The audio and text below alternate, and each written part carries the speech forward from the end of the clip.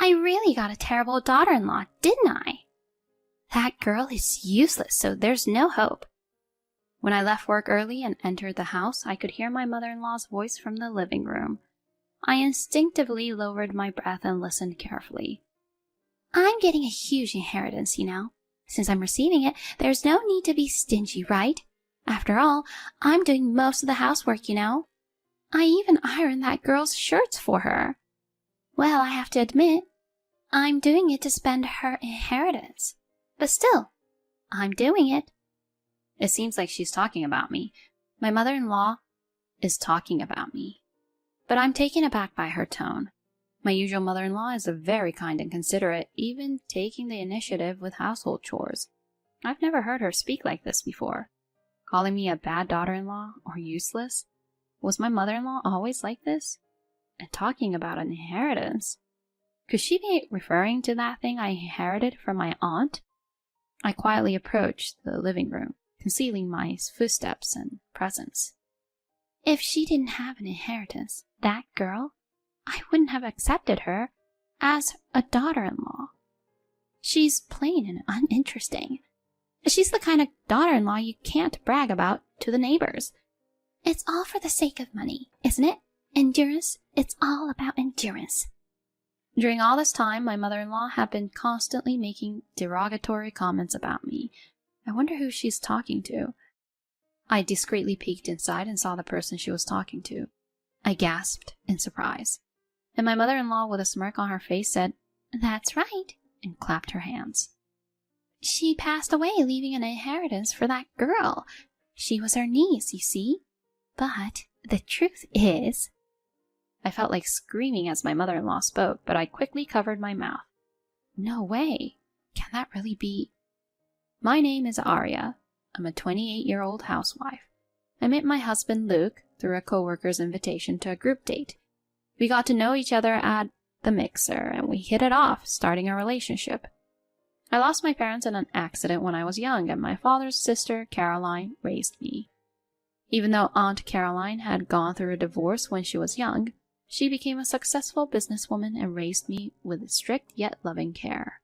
She put me through college, and when I received my first paycheck as a working adult, I treated her to a meal as a token of my gratitude. Around that time, Aunt Caroline was diagnosed with cancer. When we found out, it had already spread throughout her body, and there was nothing that could be done. She was given a short time to live. Aunt Caroline probably had a sense of what was coming. She entrusted her company to a trusted colleague, and there were no major disputes. Last year, Aunt Caroline passed away, and many people, including her employees and the company's legal counsel, attended her funeral. Arya, are you okay? Take a break for a bit. Luke, thank you. I had lost my only family member and was feeling worn out and down, but the one who encouraged me was my boyfriend at the time, who would later become my husband. He continued to support me, and he has been there for me ever since. Luke is truly kind. I want to spend the rest of my life with him. Afterward, he proposed to me, and I decided to get married. When we went to his house for the marriage proposal, my mother-in-law warmly welcomed me. If you, Arya, are willing to join our family, I would be very happy. She said it with joy and served tea. I had met my mother-in-law a few times before, and she had even visited our home when we were living together. However, I had never discussed my family before. So at this moment, I opened up and told her that both my parents had passed away, and my aunt, who had raised me, had also passed away last year.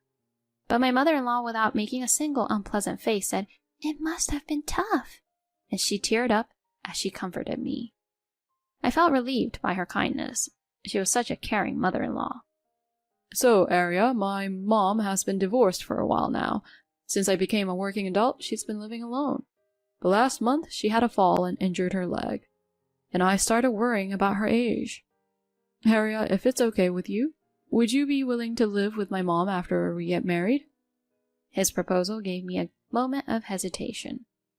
I had wanted to enjoy our newlywed life together, just the two of us. I wondered if I could manage living with my in-law. I'll take care of the household chores. Arya, it's okay for you to continue working, all right? I had wanted to keep working, so her offer was appreciated. Besides, my mother-in-law was a very kind and helpful person. I thought we might be able to make it work. With that in mind, I agreed to living together. And so the three of us started living together. Both my husband and I had busy jobs, but my mother-in-law graciously took care of the household tasks. She even prepared dinner for us before we got home, and I couldn't stop feeling grateful. We had been living like this for a while, but recently I started feeling that our place was too cramped. When we discussed our future, the idea of a slightly larger house came up. That's when we began considering moving to a new home. However, every time we discussed house options, my husband and mother-in-law started making demands for more upscale preferences. Thinking about having children in the future, it's better to have more rooms, right? And the living room should be spacious too. In that case, considering Mom's future and to prevent further injuries, wouldn't it be better to have a barrier-free design?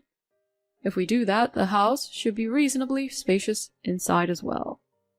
I'd also like to have a pantry, and maybe a kitchen with a counter. My mother-in-law and husband were enthusiastically making suggestions about the house. It seemed like the cost might be higher than I had initially thought. We do have some inheritance from my aunt, so we could cover it to some extent, but as I pondered this, my mother-in-law let out a somewhat troubled voice. Recently, there has been an increase in foreigners, and the security isn't great. Around here, the security is good and it's safe, isn't it? The location she pointed out on the map was a high-end residential area. I cautiously suggested that this might be a bit difficult, but my suggestion was met with a shake of the head. My mother-in-law expressed concern that if we had children and lived in an area with poor security, they wouldn't be able to play outside and it would be tough for them.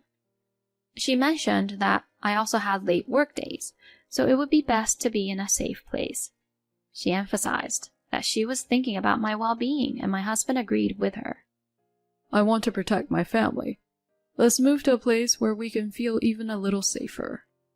And so I was somewhat forcefully persuaded, and we ended up choosing a considerably expensive property. And then one day, I was feeling under the weather with a slight cold. Despite that, I had work that needed to be done, so I went to the office on a holiday. However, my fever started to rise around midday, and I began feeling dizzy, so I decided to leave work early. When I arrived home and opened the front door, I could hear my mother-in-law's voice coming from the living room. I really got a terrible daughter-in-law, didn't I? She's absolutely useless. I couldn't believe my ears at the words I was hearing. I instinctively held my breath at the entrance and strained to listen. I mean, she's inherited a huge inheritance, so couldn't she be a bit more generous with the new house? There's no need to be so stingy. I do most of the household chores, you know. I even iron that girl's shirts. But even though I say that, I'm enduring it, all for the sake of using that child's inheritance. That girl apparently means me. My mother-in-law was indeed talking about me, but her words left me in shock. My mother-in-law is usually very kind and considerate, and she would even take the lead in doing household chores. This was the first time I had heard her speak in such a tone. Calling me a terrible daughter-in-law or useless? Was this really the same person I knew as my mother-in-law? And the mention of inheritance, was she referring to the inheritance I received from my aunt? Carefully concealing my footsteps and presence, I quietly approached the living room. If she didn't have an inheritance, she wouldn't have become my daughter-in-law. She's plain, uninteresting, and not someone you can boast about in the neighborhood. But it's all for the sake of money, right? Endurance. It's all about endurance. During this time, my mother-in-law had been continuously making derogatory remarks about me. I wondered who she was talking to. I discreetly peeked inside and was taken aback when I saw who she was talking to. It was my husband. Don't worry, Mom. Ariel's aunt seemed to be quite wealthy, and it won't be long before we buy a house in an upscale neighborhood using the inheritance. Then after a while, we can just kick her out. My husband chuckled. It seemed like the two of them were plotting to manipulate me into using the inheritance. I never expected my husband to entertain such a cruel idea. Then my mother-in-law grinned, and gave her approval with a triumphant gesture. She left an inheritance for that child. She was her aunt, but she went by the name Caroline. Actually, she was my classmate." Upon hearing this, I was so surprised that I almost screamed. I quickly covered my mouth with both hands.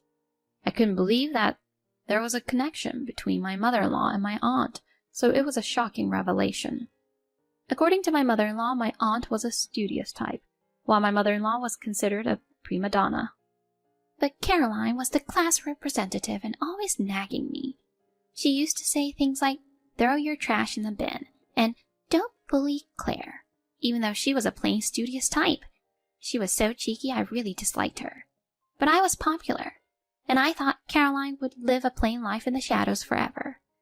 And yet... My mother-in-law bit her lip with a look of frustration. 20 years ago, she had met my aunt at a class reunion. Back then, my aunt was a quiet, studious person, but she had transformed into a successful businesswoman. Seeing how everyone praised and admired her, my mother-in-law couldn't help but feel envious. Despite both of them being divorced, she couldn't help but feel so frustrated by the stark contrast, and was overwhelmed with embarrassment and regret. She had been harboring jealousy towards my aunt for a long time. It was during this period that my husband brought me to meet her. She thought I looked somewhat like my aunt since we had the same last name. She didn't think it was possible, so she probed her classmates. However, before they could meet in person, my aunt passed away. It seems my mother-in-law had concocted a scheme to exploit the inheritance, using the lie about her injury and my sympathy to gain an advantage. "I'm glad you noticed the inheritance, Mom.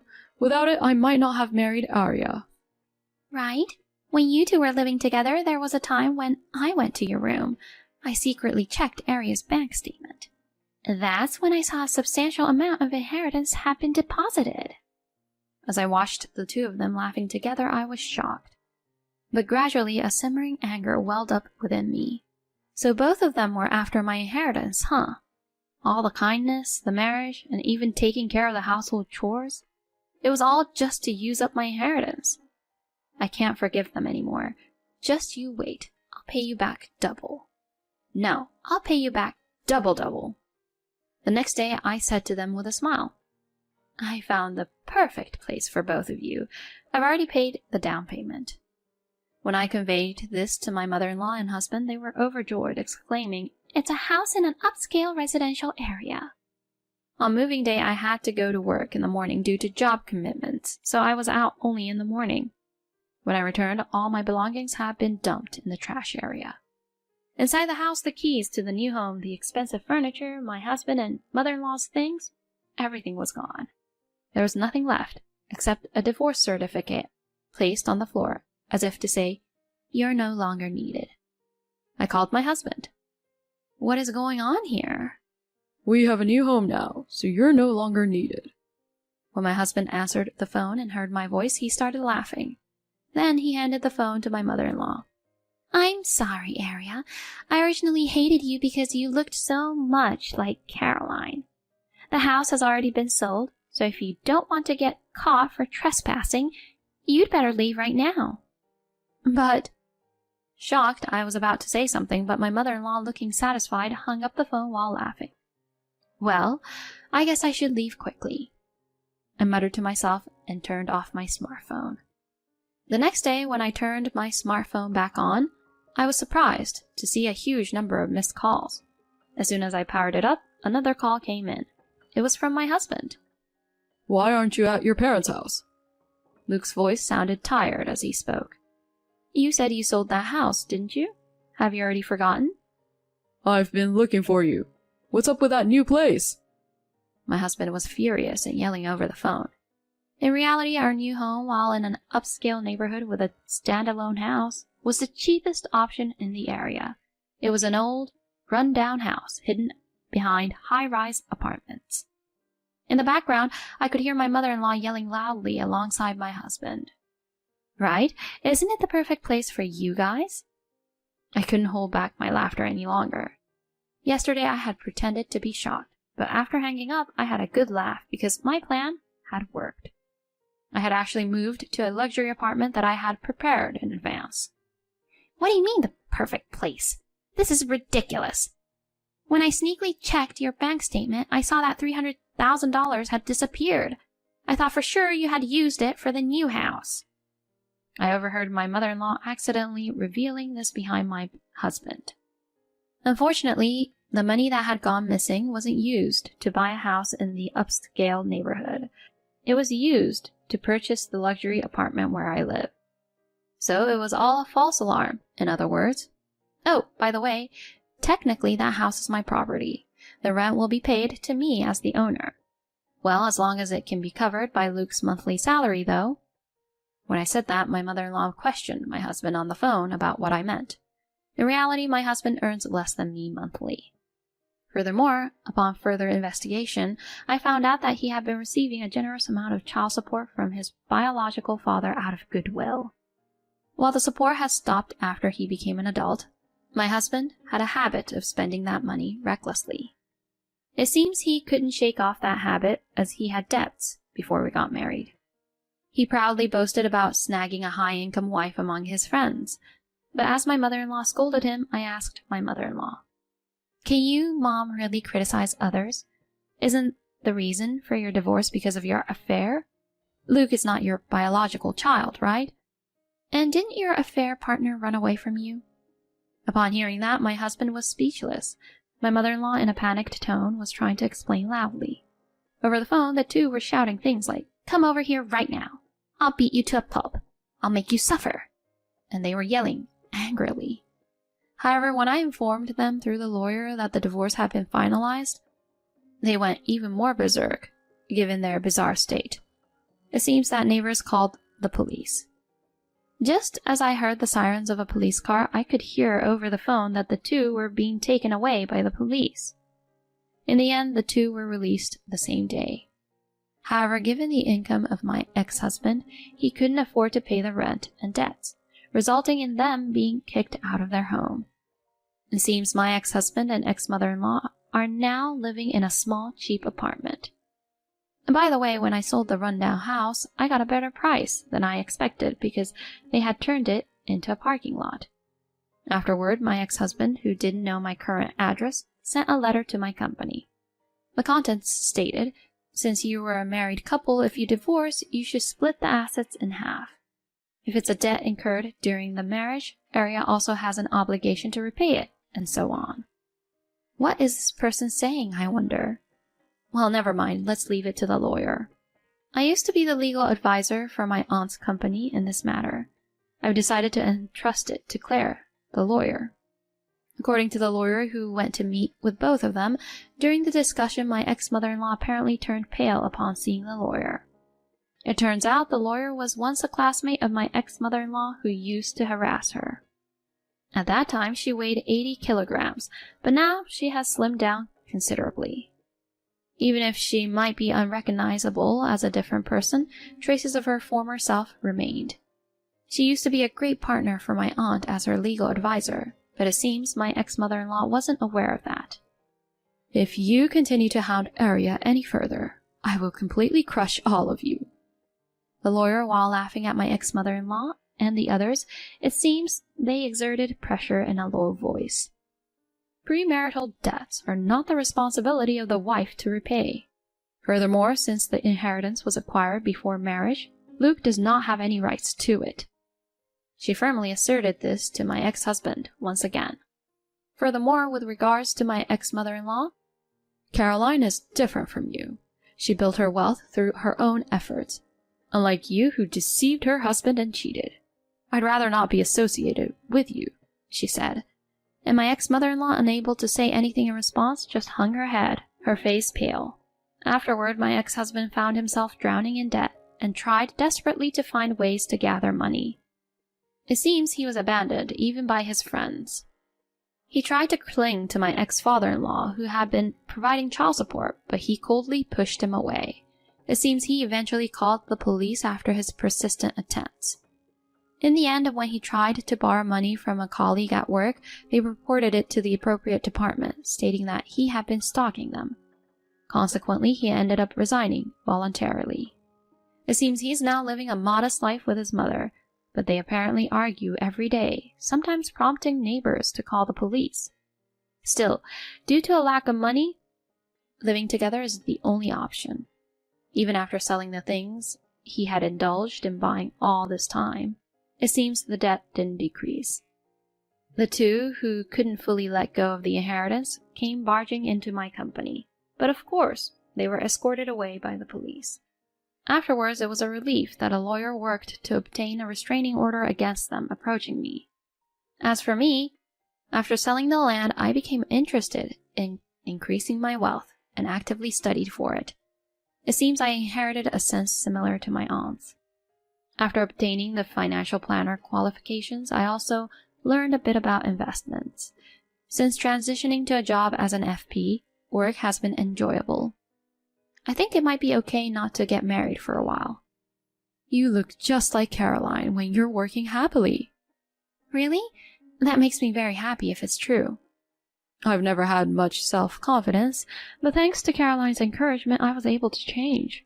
I've always been grateful for that. Claire's face as she spoke showed full confidence. She had worked hard to pave her own way, and in turn, become someone who could inspire confidence in others. I aspire to become someone like my aunt someday.